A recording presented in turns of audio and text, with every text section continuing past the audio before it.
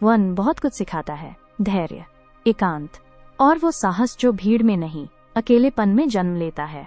इसी वन में एक लड़का खड़ा है, न राजमहल की छाया में, न गुरुकुल की दीवारों के भीतर। उसके पास है केवल एक धनुष और आंखों में जलता हुआ एक सपना। उसका नाम है एकलव्य। कहते हैं शिक्षा वो दीपक है जो जीवन का मार्ग प्रकाशित करता है। पर अगर किसी को वो दीपक जलाने की अनुमति ही न मिले तो क्या अंधेरा उसका भाग्य बन जाता है? एकलव्य ने भी यही प्रश्न अपने भीतर उठाया था। वो श्रेष्ठ धनुर्विद्या सीखना चाहता था।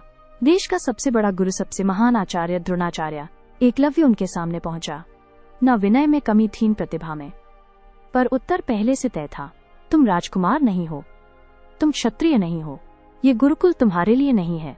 ये शब्द तीर की तरह लगे, पर एकलव्य रोया नहीं, क्योंकि कुछ आंसू आंखों से नहीं, आत्मा से गिरते हैं। वो लौट आया, पर खाली हाथ नहीं। वो साथ लाया अपना संकल्प। अगर गुरु नहीं मिलेगा तो गुरु गढ़ लिया जाएगा, अगर गुरुकुल नहीं मिलेगा तो जंगल ही विद्यालय बन जाएगा। मिट्टी से उसने एक प्रतिमा बनाई, द्रोणाचार्य की। उस प्रतिमा को गुरु माना और स्वयं को शिष्य। हर सुबह सूरज से पहले उठना, हर शाम अंधेरे तक अभ्यास। उंगलियां छिलती रहीं, कंधे थकते रहे, पर लक्ष्य कभी धुंधला नहीं पड़ा। वन उसके साक्षी बने, पक्षी उसकी तन्मयता देखें, पेड़ उसकी निश्चल साधना को पहचाने। ये आत्मशिक्षा थी, जहाँ प्रशंसा नहीं थी, केवल प्रगति थी। समय बीतता गया, एकलव्य की विद्या निखरती गई। वो तीर चलाता नहीं था, वो लक्ष्य को बुलाता था। एक दिन शिकार के दौरान गुरु द्रोण और राजकुमार वहां पहुंचे। उनके साथ था महान धनुर्धर अर्जुना। तभी एक अद्भुत दृश्य सामने आया। एक कुत्ता जिसके मुंह में तीरों की माला, पर एक बूंद भी रक्त नहीं। ये कौशल गुरुकुल में नहीं सिखाया जाता, ये साधना से आता है। द्रोणाचार्य स्तब्ध थे। यह शिष्य उनसे भी आगे निकल चुका था।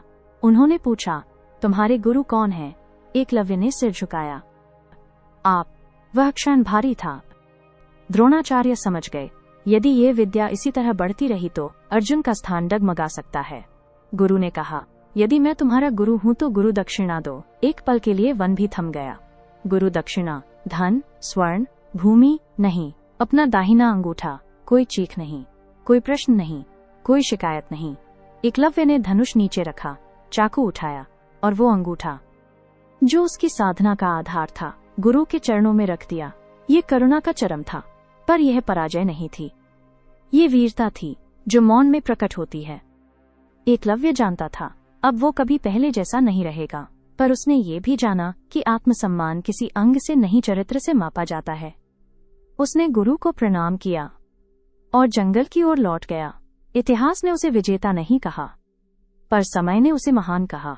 एकलव्य हमें सिखाता है कि बलिदान कमजोरी नहीं, मूल्यों की ऊंचाई है, और ये कि कभी कभी सबसे उज्जवल वीर युद्ध भूमि में नहीं, वन की निस्तब्धता में जन्म लेते हैं।